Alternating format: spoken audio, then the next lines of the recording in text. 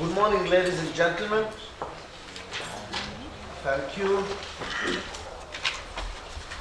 Let me start by acknowledging the presence of the Minister here. Thank you, Minister, for not gracing this occasion, but for getting this occasion by the horns. Thank you very much. And our Permanent Secretary, thank you very much for coming. We hope that our deliberations, we have already got your blessings and that we will move fast. You have the Deputy Minister. I haven't forgotten. Oh! Our own Deputy Minister, we met and talked, and they forgot that I had met him. You are most welcome, sir. You are most welcome. Fellow Vice Chancellors here present, our senior officers from the Ministry of Higher and Tertiary Education, I take note of Mrs. Futi. I don't know who else is here from the Ministry. You're welcome. I want to recognize the presence this morning of the Chairman of Zimbabwe. Oh, sorry. CEO. I haven't robbed you, I'm sure. I'm sure things remain.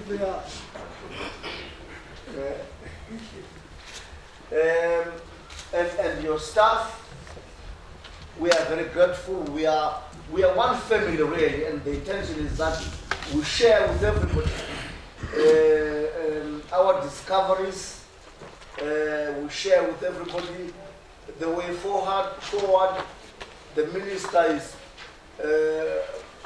well briefed on this one, is well prepared to light the torch, and we can only promise him that we are here to follow the light. This is our key business, and we can't subcontract it to anybody. I remain grateful as well to our host, Professor Negura, for inviting you into your empire. It is our empire as well. So thank you very much indeed. I just picked those people and titles that I could immediately identify. But for all the Vice Chancellors, when I say Vice Chancellors, it's everybody included. Ladies and gentlemen, we are ready to start, and may I start by asking Professor Nyagura to make introductory remarks, please.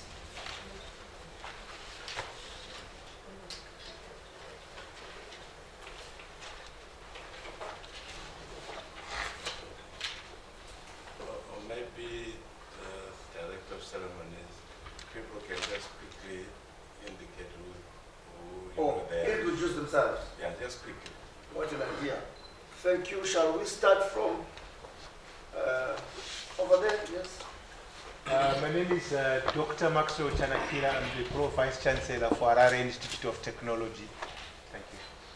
Good morning. I'm Professor Edson Gandiwa, a Dean for the School of Wildlife Ecology and Conservation, representing the acting Vice Chancellor of the University of Technology. I'm Professor Hokusatsa, Vice Chancellor of the University in Africa. Professor Rangazinyemba, Vice Chancellor at the University. Morning, ladies and gentlemen. My name is Samson Standa, acting Vice Chancellor of the National University of Science and Technology. Good morning, ladies and gentlemen. My name is Professor Alfred Miller, acting Vice Chancellor of Zimbabwe Open University. Good morning, ladies and gentlemen. My name is Professor Victor Mordernisation, acting Vice Chancellor in the State University. Professor Wiseman Mark Wiseman, Vice Chancellor of Communication. Professor Ungano Shogbo, Vice Chancellor at Great Zimbabwe University. Professor Eddie Mwenje, Vice Chancellor of the Drawing Personal Science Education. I'm also the Chairman for SUFCA. I'm a training Kamakwan, the Permanent Secretary of the Ministry. What is SUFCA?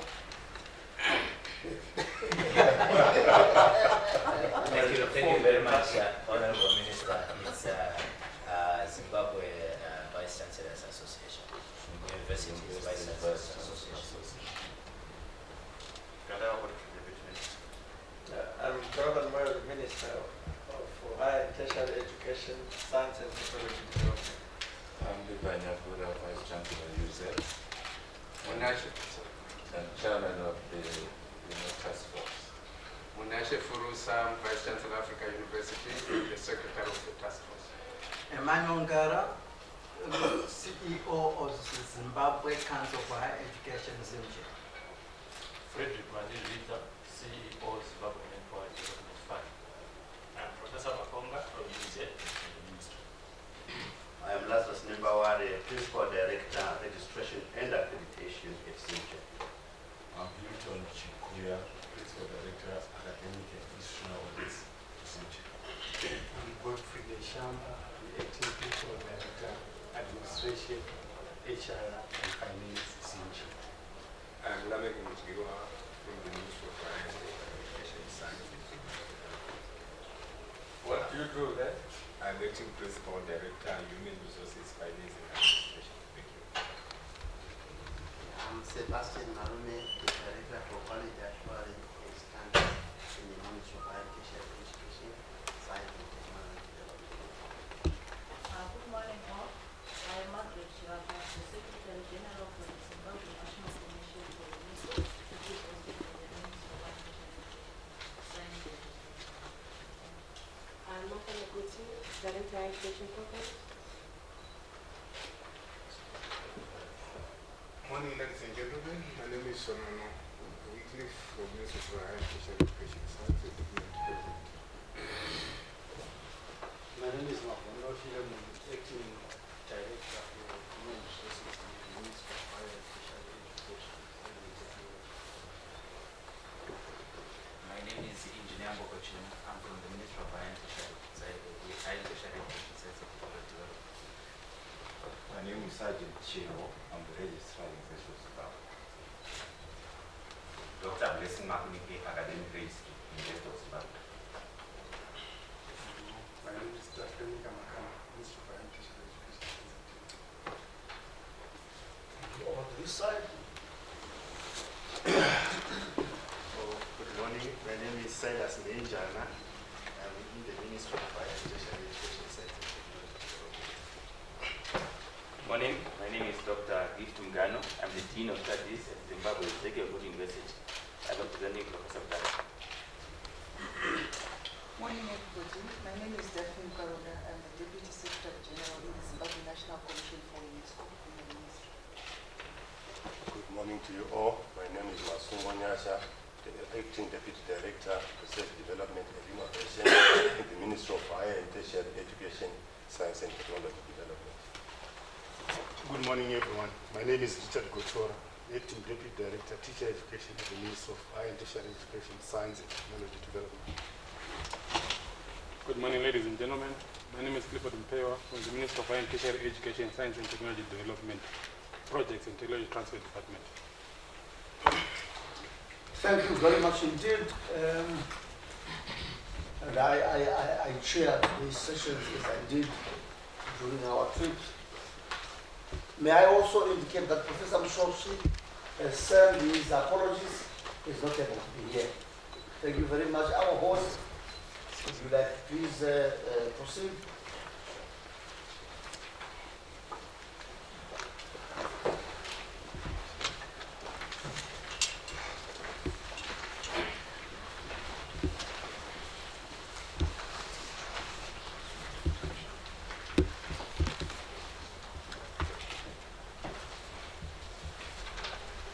Thank you very much, Director of Ceremonies, the Honorable Minister of Higher and Tertiary Education, Science and Technology Development, Professor Jonathan Moyo, the Deputy Minister, Honorable Kandawa, the PEMSEC, Ambassador Dr. Mapranga, the Chairman of SUFCA, the CEO of the Zimbabwe Council for Higher Education, senior officials from the ministry,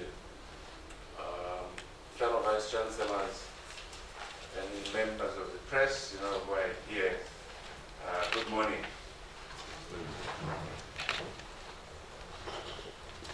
We are gathered here for a very historic, function which is a workshop intended to help us look at issues to transform higher education to respond to the industrialization and modernization agenda that is before us. This is a national agenda.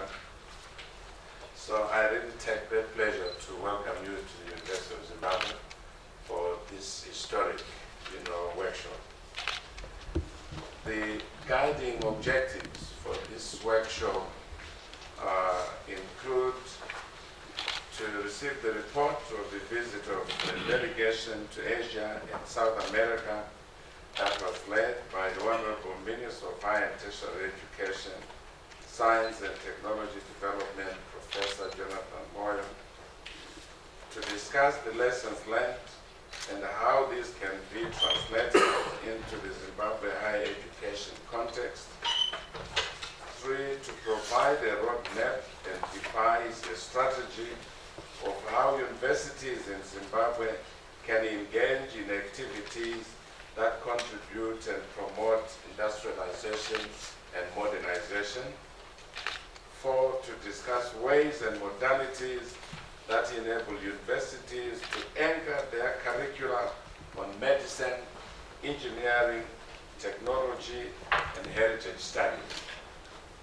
5, to learn about requirements and resources for offering the Bachelor of Medicine and Bachelor of Surgery degree so that we are ready to make the necessary decisions in terms of the way forward in introducing faculties of medicine across all universities in the country. 6, to discuss the terms of reference of the task force and unpack the concepts of industrialization and modernization in the context of higher education in Zimbabwe.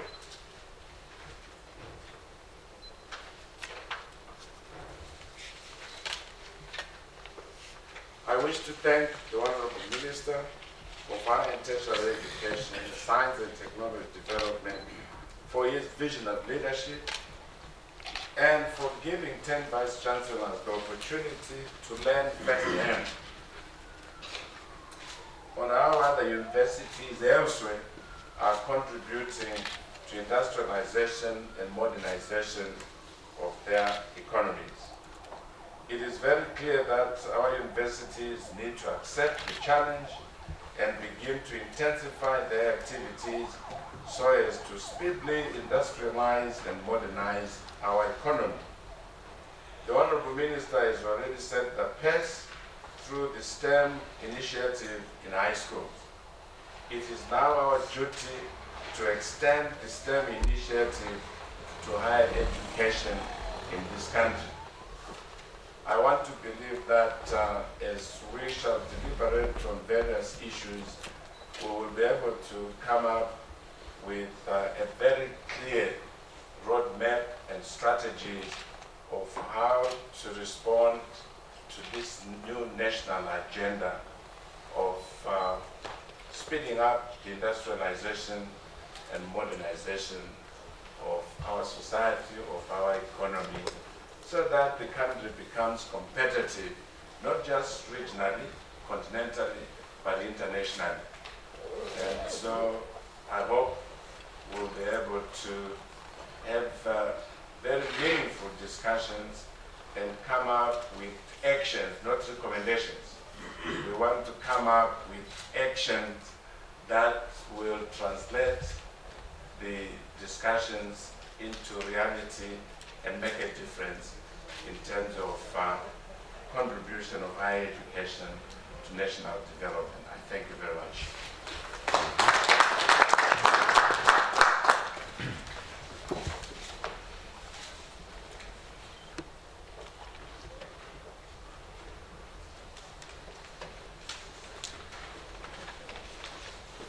Thank you, Vice Chancellor Nebura, for outlining the agenda for the day, very clearly outlining the agenda for the day, with a very packed day, so we do not want to waste any more time. Can I, at this point in time, please request Professor Furusa, who was our secretary throughout our visit, to take the podium.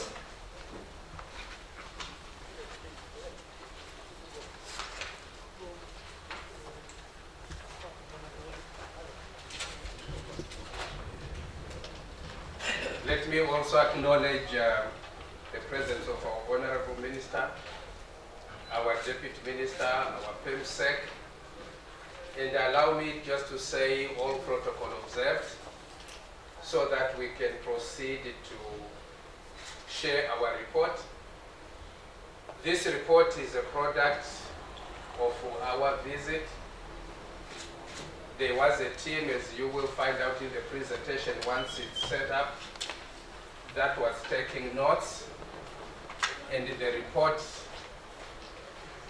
will help us understand our findings, our observations, and our lessons. So our trip took place on the 14th, between the 14th of April and the 7th of May this year.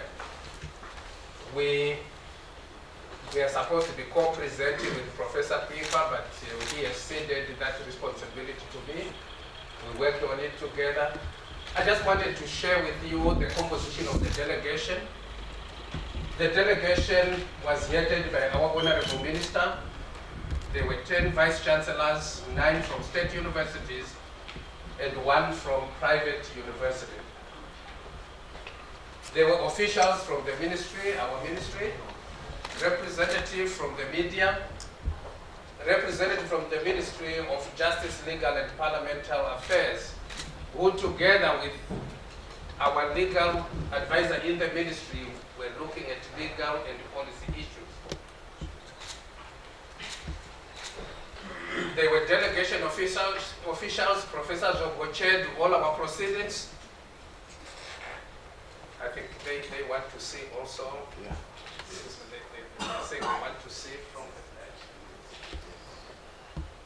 There was also a team of rapporteurs. I chaired the team of rapporteurs. Those are the names of the team that worked to take all the notes. At the end of our visit, there was also a task force that was established to facilitate the transformation of our higher education system, as the chair of the task force has already enunciated. So this is the task force. Sorry, the second name doesn't belong to me, does it? Sorry, I'm so sorry. Please proceed. I'm so sorry. We'll correct that, Prof. I haven't robbed you of your name. So these are the names of the members of the task force. Now let me just talk briefly about the purpose of our visit.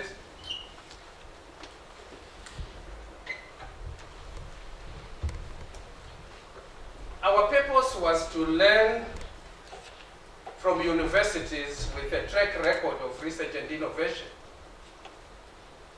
how they have moved from research and development to research, innovation, enterprise development, and business incubation paradigm. And this is a point that you will find us returning to over and over again, because it is the crux of our findings and the lessons that we have learned. We also wanted to learn the legal frameworks within and outside the institutions that enable them to carry out development enterprises through commercialization of knowledge. To learn also how to incentivize the teaching staff to carry out innovative research. Wanted to understand the types of partnerships they have with industry, government, and the other leading academic partners that help them to do the things they do. The role of government in establishing university funding models and providing enabling environments. Our approach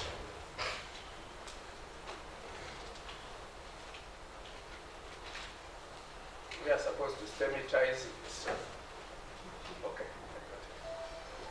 Our approach was simply to observe, ask questions, listen and learn. That's what we wanted to do pretty much. We went there with the mind of, let's go and observe. Where we need clarity, let's ask questions. Let us listen carefully and learn. And then go back and see how we can implement this. Our rapporteurs took notes. Legal team focused on legal frameworks. Presentations to the larger group at the end of each visit were made. And these were very serious, in-depth presentations. And then in-depth discussions by the delegation would always follow. We made observations. We identified the lessons to take home and conclusions. And we also identified things not to copy or not to learn from during that process. We had 6 case reports which were produced. A final report with overarching lessons learned was produced upon return from the trip. And it is from that report that we have this PowerPoint presentation. Now I go to observations. We observed that universities visited redesigned their teaching, research, and community engagement activities to address local and national needs, even global needs, in more coherent and effective ways. They play a leading role in the industrialization and modernization of their nations. These universities transformed themselves from simply imparting knowledge for its own sake, from focusing on basic research, from focusing also on research and development model. So they have transformed themselves from this model. They carry out research aimed at addressing societal problems by emphasizing innovation and enterprise development. They generate millions, even billions of dollars in some cases from commercializing their research and innovation outputs through IP, startups, spin-offs, and spin-outs. And this is something that we say really we should take note of. They drive their research, innovation, and enterprise development through STEM-based programs and by focusing on their graduate and postgraduate students. They have also established enabling research, revenue, IP generation, and sharing models between inventor and the university that encourage innovations and enterprise development. They periodically review their curricula so that students are abreast with technological trends. And this is something we found across all the institutions that we visited. They pay attention to the use of cutting-edge technology. They pay attention to emerging technologies and make them part and parcel of their curriculum. They teach entrepreneurial skills through incubation of student projects and student placements in university startups, spin-offs, enterprises, SMEs, and family businesses. They look across the spectrum and attach their students there in big industries, in family businesses, in SMEs. They do that. They ensure that teaching informs research and vice versa. And they are very specific about this. They utilize problem-based learning and high-impact student-centered learning practices. They establish strong collaborations with industry, government, and local and international universities. They establish collaborations within their own nation states, across universities. And they also seek out universities that would enhance what they are doing. These are international universities, and they send students there, they bring faculty, send faculty. They have all kinds of partnerships. Most of these are have been detailed in our report. And the report has been circulated. We emailed it to people, those who don't have it. Since the Secretariat here, you have taken your contact information, you will all have this report. They invest millions of dollars in attracting, recruiting, and retaining global talent. And this includes the students and staff. They specifically go out to scout for great talent.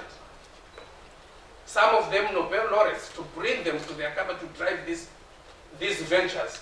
They use innovation as key performance indicator for tenure and promotion. So for people to get tenure and promotion, they have to have innovations in most of the universities we visited. They have smaller councils and board of directors. So at one point we found out one of them had just 6 members on the board, but very effective. They employ experts, including adjunct professors who are industry experts and practitioners. They distinguish between simply having bodies in an institution to having experts who drive the agenda of the university and the nation. They have flexible service workload distribution models between teaching and research. At one university, we found out that for those who do research, sometimes they don't teach any classes. But those who don't do research, sometimes they have double workload. So there is a variety of things that we can think about and come up with a model that works for us. They have strong student and staff exchange programs. They invest extensively in emerging technologies, like I have said earlier on. We also noted that government creates an enabling legal and policy framework for research, innovation, enterprise development, and funding mechanisms. In most of the places we visited, the government is very deliberate in terms of articulating national goals and policies and frameworks that facilitate the alignment of the work that happens within universities and the national goals and interests. They facilitate collaborations between industry and universities. They create policy and legal frameworks that would encourage these collaborations and even encourage industry to fund projects within and programs within universities. Government promotes greater linkages between universities and enterprises by encouraging university-run enterprises, establishing fiscal and legal services for teaching staff and student startups, strengthening patent laws, and supporting the establishment of university science parks.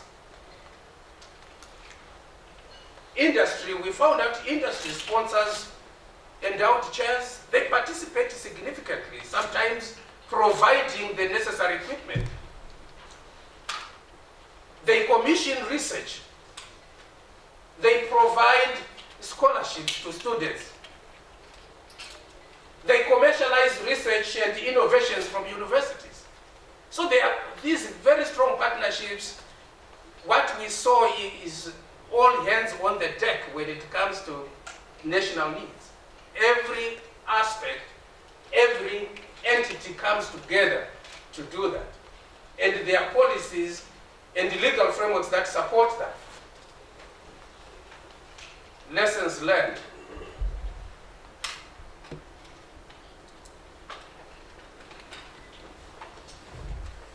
We found out that research has to be applied. If you are not applying it now, then it's not yet applied research, but you can apply it when opportunity comes. Universities respond to 3 things: national needs, research interest, knowledge community, that is pursuit of knowledge for the future. But what we really came back with is that to effectively contribute to the nation's industrialization and modernization agenda, we must adopt the following applied research model. For lack of a better word, but as we develop this, we'll come with a proper term for this.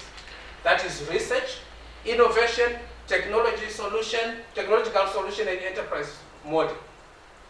Research must be translatable into innovations. leading to technological solution to the problems that we face as a nation, but also leading to business development. And this is what most of the universities that we visited do. We also found out that we cannot effectively address our nation's needs and interests without the following programs. We call them programs, faculties, or colleges: medicine, engineering, technology, culture, and heritage. These were the minimum programs that most of the universities that we saw had. You heard Professor Nyagura in his introductory remarks talk of we needed to start looking at every university having a medical school, because we found it there. We saw universities and we thought this was something that we really needed to seriously think about, considering all the initiatives that we have. But to be successful, we needed to deal with enabling issues.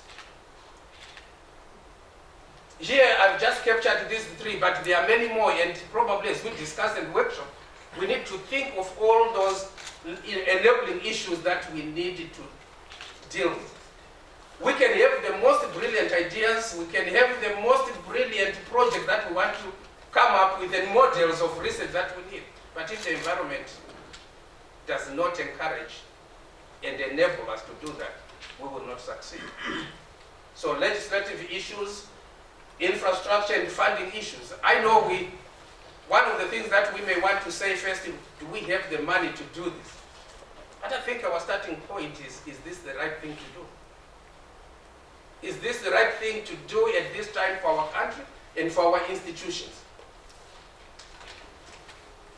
And the answers will come.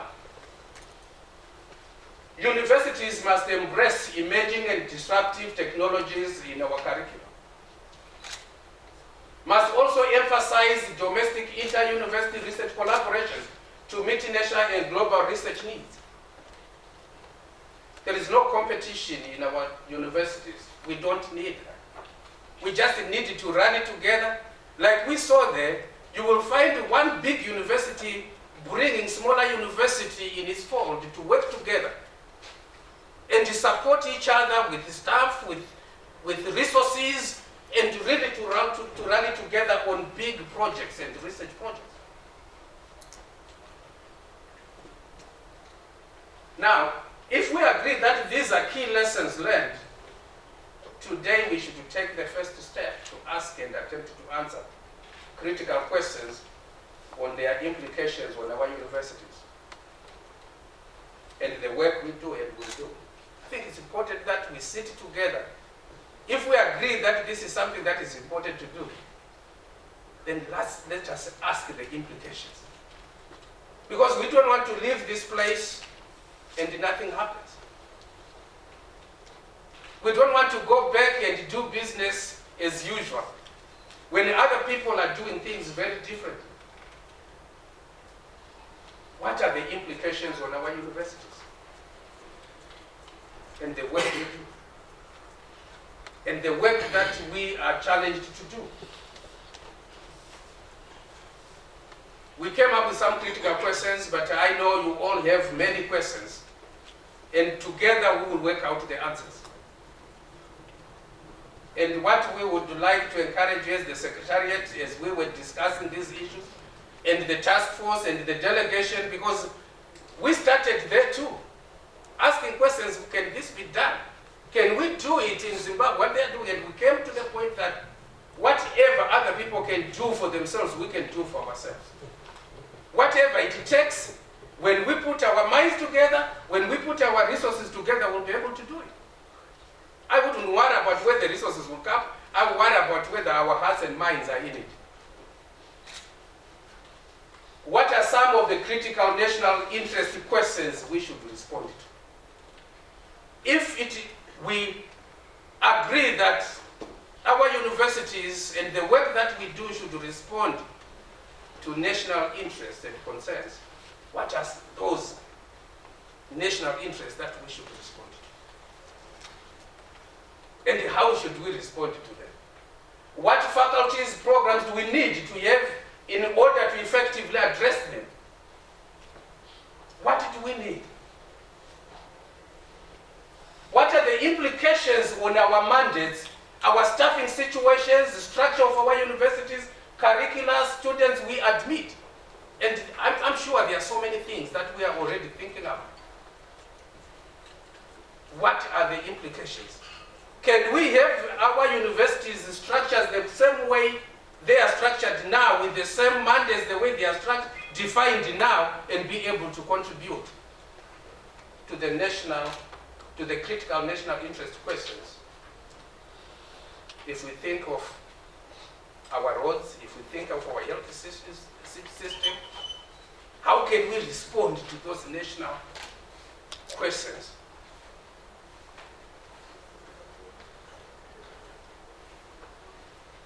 What legal and policy frameworks do we need to facilitate this transformation?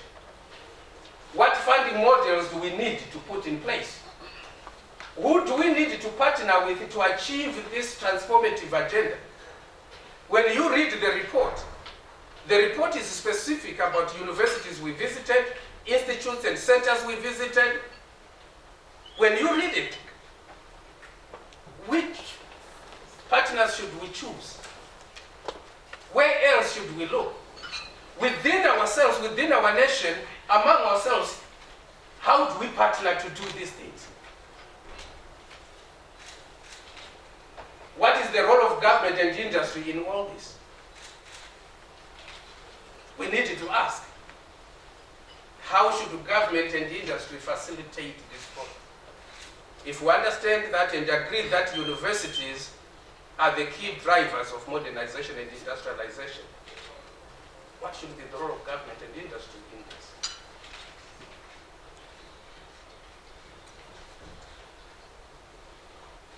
What has happened to the document? Let's see. Well, I need to get my computer and conclude there, because I think we have got a couple more.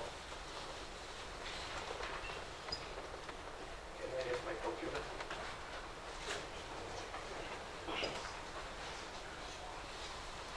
Sorry about that. So this is part of the national concern. We should have technology. We need to figure out how do we address this. And I think we will just conclude because of the share it.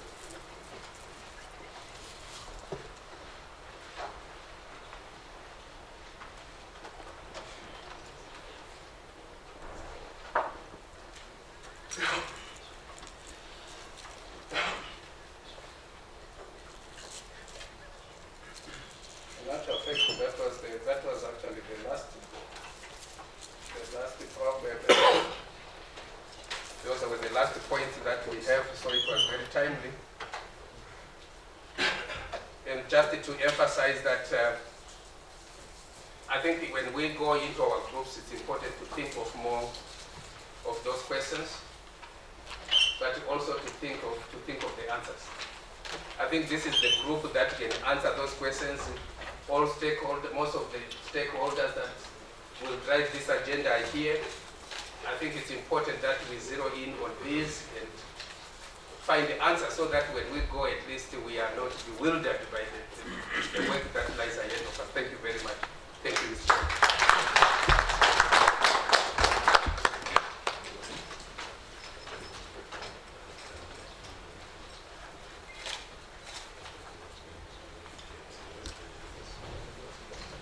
Thank you very much indeed, Professor Furusa, for a very clear elaboration of the observations that we made during the visit, with emphasis being on the direct relationship between universities and industry.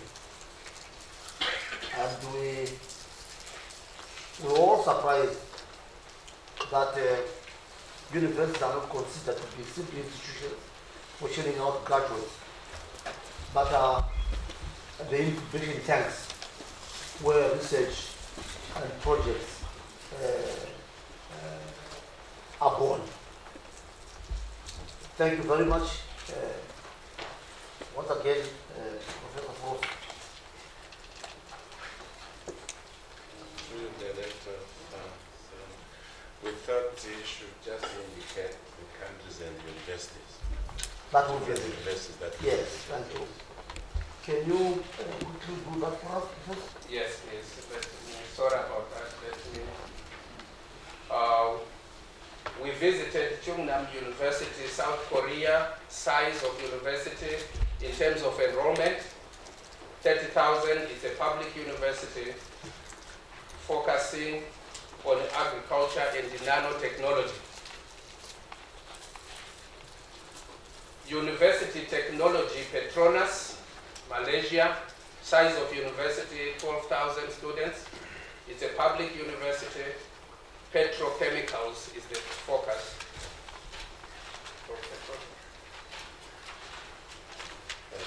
Petronas is private, sorry. And then All India Institute of Medical Sciences in India, public, it focuses on medical sciences. SRM University in India is 38,000 students, it's private, pharmacy and medical sciences. Nanyang Technological University, Singapore, size of university, 33,000 students, it's public university, aerospace, mechanical and electronic engineering. National University of Singapore, in Singapore, 38,000 students, public, civil and structural engineering.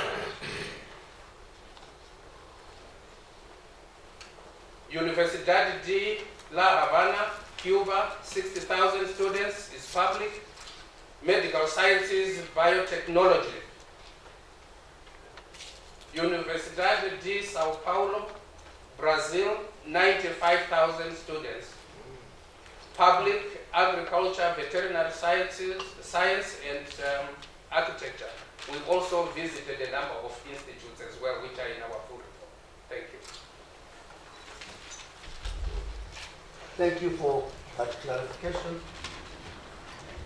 I think at this point in time it is important that we ask the chairman, Professor Nyambura, to present task force terms of reference, and I will ask you to unpack the concepts of industrialization and modernization. This is fundamental to our understanding of what we saw, and also to the proceedings that will take place during the day. Please, can you unpack those things? Could I suggest something, Professor? Yes. Maybe while information is still fresh in the minds of people, they might want clarification from to ask Professor some questions. Yes. Yes. Colleagues, any issues you may want to raise, any questions, any contributions, feel free to do so. Professor. Thank you, Chair. I wonder whether you could say something about the role of quality assurance agencies in those countries in terms of this task of universities. You are very right. There is also, when we are talking about legal frameworks and policy frameworks, there is a report that will come from the legal team. They are finalizing that report that deals with quality assurance things and all those. And quality assurance agencies are covered in that report. But that will follow. But we will pay attention to that. Thank you. Secretary? Thank you, Chairman.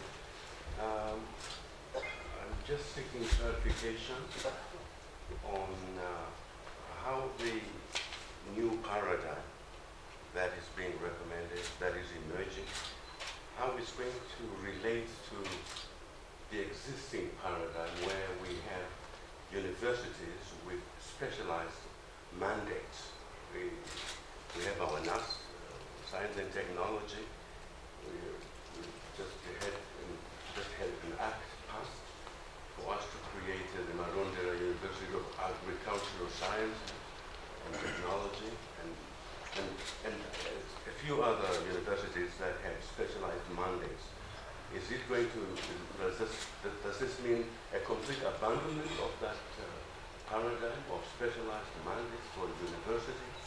Or if not, how is this new paradigm that has these four mandatory faculties, medicine, engineering, technology, culture, and heritage, how it will relate to the existing paradigm?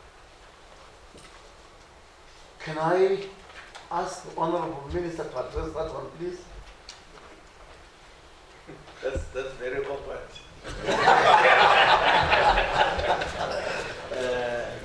First, because the question is coming from my permanent secretary. And second, because I didn't make the presentation. I think let's hear first from the presenter. And if the presenter wants to invite members of the delegation to add, I'm sure the various members will feel like that will do so. But I think it's proper for the presenter to answer the question. I think from our observations, we found out that that was not a contradiction at all for most of the universities that I think all the universities we visited. The bottom line is the minimum programs they have were in science STEM programs. But they had other programs also to produce a total student. And there was no contradiction in that. And you remember when I was asking questions that we needed to think about, I raised that issue. What does it mean for our mandates? I think it's something that we needed to tease out. Do we need to modify? Do we need to just realign things within that? I think that's the question for all of us as we workshop today.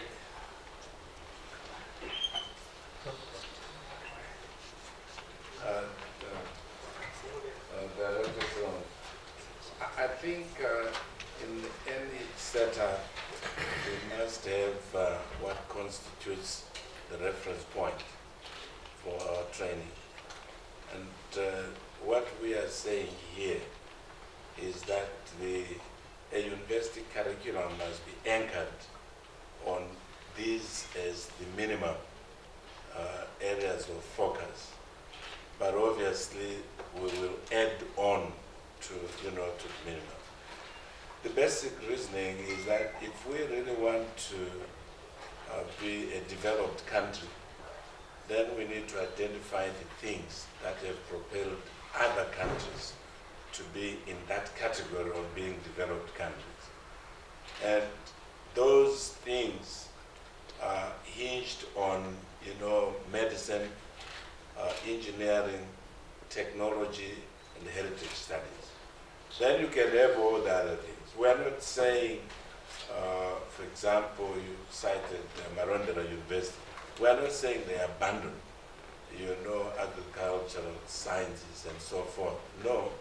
But we are saying if we have to produce graduates who are going to make a difference, who will enable Zimbabwe to become a developed country, to be competitive regionally, continentally, and beyond, we need to make sure that the anchor, cluster areas are also covered. One, I think, convincing example is Cuba, with 15 medical universities, in addition to other, universities which are not necessarily focusing on medicine. So each province has a medical university and a hospital, next to it. The whole idea is that you need a healthy nation to be able to run your economic activities well. You cannot do it with the sick, population. And so, and we also strongly believe that by demanding, that each university offers, a medical degree, it has immediate impacts in the surrounding area of improving the quality of life, increasing access, to well-qualified medical personnel. Right now, people are told to go to referral hospitals in Harare and Bulawayo. And if you look at the concentration of our population, it is out, there. And so the idea is to make sure that we increase access to quality health services, for example. Taking the case of Cuba, each year they admit 10,000 students each year to do, a medical degree, 10,000. And you can see why Cuba is able to export, medical doctors to various other countries. But it also becomes an economic strategy. If we cannot generate the jobs here, but we have equipped our people with sufficient skills and competencies, we can also export, labor and enhance, the revenue inflows into the country when these individuals, go out, there. And I think, like minimum body of knowledge, we can consider the 4 areas as the minimum curriculum trust that we need, to embrace, in addition to all the other, areas that we need to teach. Thank you. Yes. I feel both responses that came from the members of the delegation still do not answer what the permanent secretary is asked. In my view, if we are saying we are going medicine, engineering, technology, agriculture and heritage studies, we have actually abandoned the aspect of a mandate. I think if we want to be fair, we should say this is the policy direction. We are saying every university must produce that, because I'm wondering what other things are we saying we will add to the, because if it is culture and heritage studies, I can come up with various kinds of programs which is one university's mandate currently, and I offer them here. Then on technology, I come up with various kinds of programs. So it's every university will now produce a scientist. Every university will produce an engineer. Every university will produce a medical engineer or doctor and so on. So I think the direction that we are taking, if I heard what the permanent secretary had asked, means we are going to abandon the mandates and say the thrust is we want to produce a wholesome, every university must produce a wholesome individual. That's the way to go, in my view. So if I was part of the delegation, maybe I would say, yes, sure, we are abandoning them. I stand corrected, but we are abandoning the mandate. I want to hear from the floor. We are abandoning the mandate, and we are saying we have every university, because we are making policy for even upcoming universities, isn't it? Yeah. For you to be able to start a university, do you have the capacity to put up the 4 key pillars of our curriculum of higher and tertiary education in Zimbabwe? If you don't have these, we are not worried. Entrepreneurship, in the presentation he mentions entrepreneurship, it falls under business, isn't it? It's among those 4, every other program that Zimbabwe is going to offer comes under that. So I feel, in my view, the permanent secretary's question still stands to say, are we abandoning the mandates of their universities? Honorable Minister? Well, thank you, Chairman.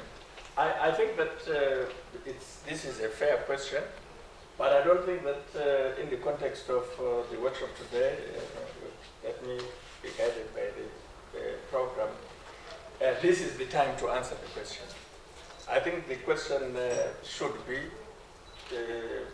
examined in the workshops, and then we hear what the more considered reflection on this question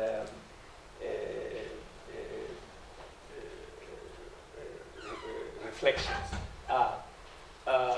But if we were to answer it now in broad terms, against the backdrop of the visit, but also the work that has been done, some which is still going on, and if, as the question has been kind of refined, or at least if we use the spotlight that the Deputy Minister is highlighted, and the question is, are we abandoning the mandate? The answer is that we already have a cabinet decision to review and realign the mandate.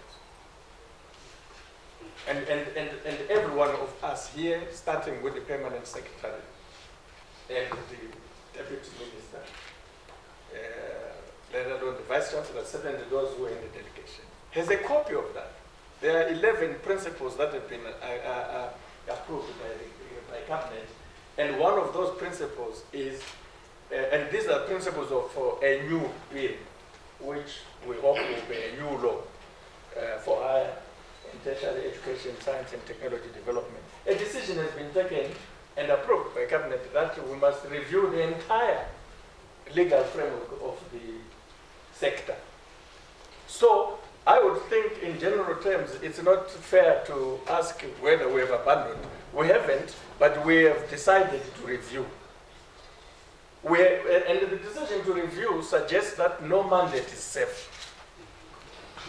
Because if it was, then why would we review? What is the meaning to it? And if you look at the principle that has been approved, it says review and align with national aspirations. And there is a recognition, and we have discussed this, and the issue, the vice chancellors are here, they can attest to it, has been coming over the last 2 years at every graduation ceremony, when the vice chancellors meet the president and chancellor. This issue has come up that the universities are not discharging their mandate, or that some have deviated from their mandate. And the questions have been asked as to what are the challenges, what are the issues. So as far as I see it, first I recognize the importance of the question, and I want to reiterate that it's an open one. Let us get into it in the workshops. But also let us acknowledge that we have been asked to review this mandate. We can't be dogmatic about it and say this, especially the existing universities. But also, these that are up and coming, the ones in Maronde, Manikale and Rwanda, they are not, they exist at law, and they also exist as programs that are being incubated either by UZ, MSU, or NAST, as the case may be. But they are not cast in stone in light of the national aspirations of the country. Because these new ones have been formed and developed using the experience of the old ones. And the experience of the old ones has given rise to serious questions. Because most of the old ones, if not all of them, certainly the state ones, are a replica of UZ in one way or the other. And the technology ones have been informed by the experience of the National University of Science and Technology. But we are assessing all of them in terms of how they have related to the economy, to industry, and broadly to the national agenda. But in terms of the presentation, also to research questions, their own interest. How have universities responded to research questions? And how have they responded to industry and so forth? My take is that there is some dissatisfaction of one sort or another. And that's why we ended up visiting to say, okay, let's learn from what happened. But we're not doing so without being informed by certain developments which are recent. One of the recent developments, which is critical and has an impact on this exercise, is that His Excellency, the President and Chancellor of the State Universities, decided in 2013 to bring under one roof and structure and process the two ministries that have something to do with higher and tertiary education. That is the Ministry of Higher and Tertiary Education as it was then, and the Ministry of Science and Technology Development. To say that, and this has serious implications which I think speak to this mandate issue. It was not just to say this is a bureaucratic thing. We certainly have interpreted it to mean higher and tertiary education programs must be driven by science and technology, and must be based on science and technology in an organic way. And we know that this is a decision that has also been taken at SADC level in terms of training and science and technology. And it has also been taken at continental level by the African Union. And I think it's very serious. It challenges African institutions to say how is the sector of higher and tertiary education going to use the science and technology development to play a new role in the case of the African Union Agenda 2063. But in the case of SADC, our leaders have been quite specific that they want to see a rapid, accelerated industrialization of the region.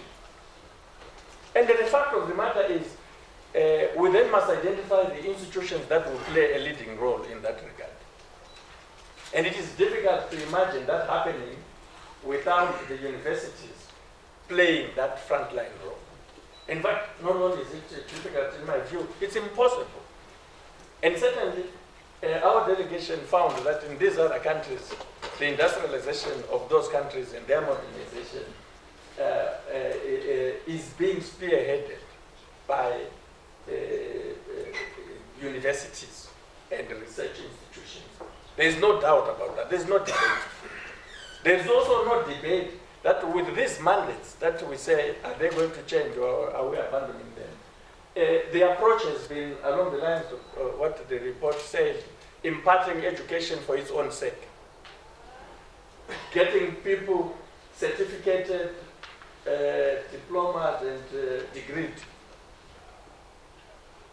That's not, and we found examples of that kind of approach to higher education in universities such as the National University of Singapore. And we found that the National University of Singapore, in terms of their presentation to us, acknowledged that this is how they started, but they have had to abandon that.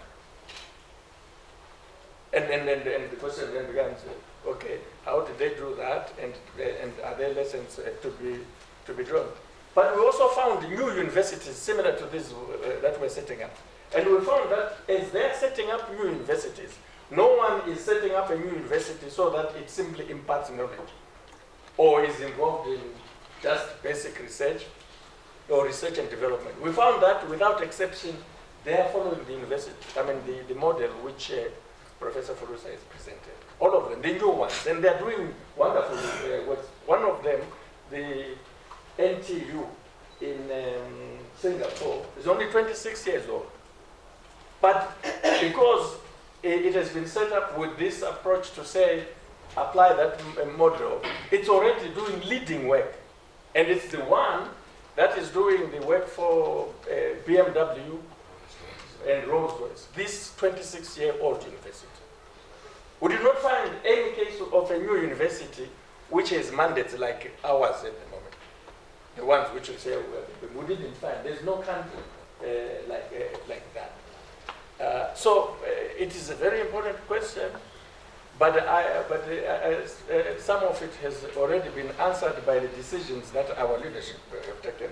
One, regarding creating our ministry as it is, but two, a decision that our own ministry now, with the approval of cabinet, to say, let's have a new law. And this law should review the mandates and come up with new mandates. Lastly, Chairman, as far as I'm concerned, and that's why I think it's the design that you have come up with, Chairman, and your team, and the task force, and so forth. I think this is very useful.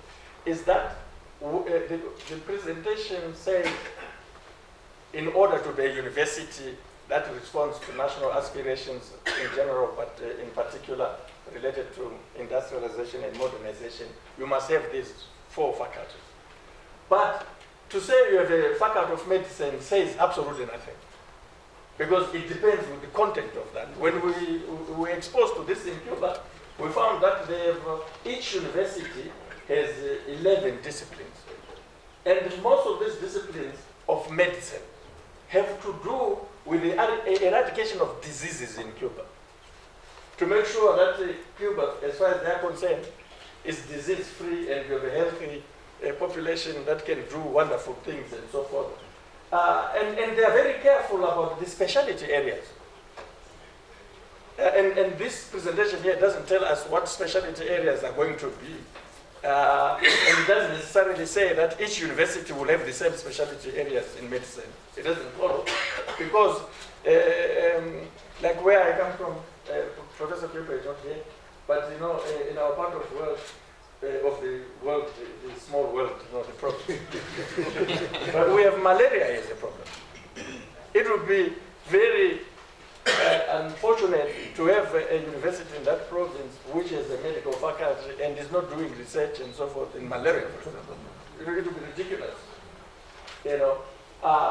But we also found that if for faculties of medicine, you might have quite some serious projects that either produce equipment, also manufacture or research around that area, drugs and things like that. So far, this is just a skeletal thing which has told us absolutely nothing. It is simply giving us a map. It's the same with engineering. It doesn't tell us anything. Why wouldn't the Marondera University of Agricultural Sciences have an irrigation engineering program? And why would anyone think having an irrigation engineering program is a contradiction or is not supporting a mandate in agricultural sciences? Why would anyone think like that? But we're saying these universities, whatever their mandates are, they must think in terms of these things. The same with technology. What have we said? We've said absolutely nothing. We don't know what kind of technology we're talking about, and I don't think it follows that if we say have a faculty of technology, we are saying it must be in conflict with your mandate if you want to defend your mandate. We had this question and debate with professors for a lot of members of the delegation. Because initially, and this was very helpful, he was very alive to the question or issue or mandate of his university as a culture and heritage. But if you ask him, so Professor, what are you going to do in culture and heritage? He would say to us, we want to produce music. Well, to produce music, you need engineering, sound engineering, studios, and all these things. And why wouldn't you have a faculty of technology that is related to your music? What else, Professor, do you want to do? Oh, we want to have, we want to be the midwife of Zollywood, to rival Bollywood and Hollywood and all that. Well, by doing what, Professor? Producing films. Well, when we went to, what was that in last? We introduced to augmented reality technology. That's what many film studios are using now. So why wouldn't you be interested, professors, in a faculty of technology that is doing research in augmented reality technology to apply to culture and heritage? Who said that culture and heritage studies should have nothing to do with technology, should have nothing to do with engineering? In fact, if anything, it is that all these pursuits that are happening are heavily influenced by medicine, engineering, technology. But we were impressed that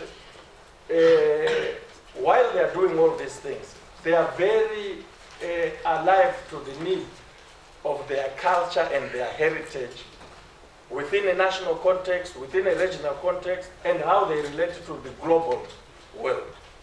And that humanities, arts, and so forth could also be part of the culture and heritage that is.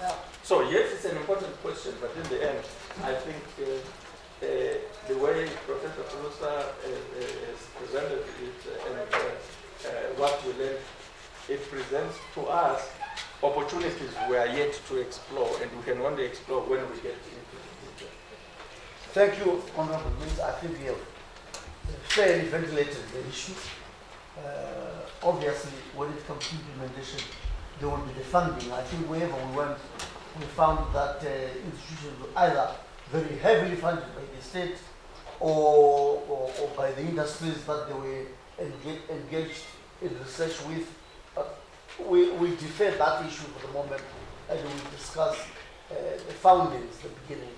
Thank you very much for answering that question. Comrade Secretary, are you well answered? No, yes. Because, at the back of my mind was, you see that these advanced countries, let us say the one we know most about, the United Kingdom, the United States of America. If you go to the United Kingdom, you say, hey, medical sciences, they say, oh, Birmingham. You go to the United States of America, aeronautical studies, go to Embry-Riddle University.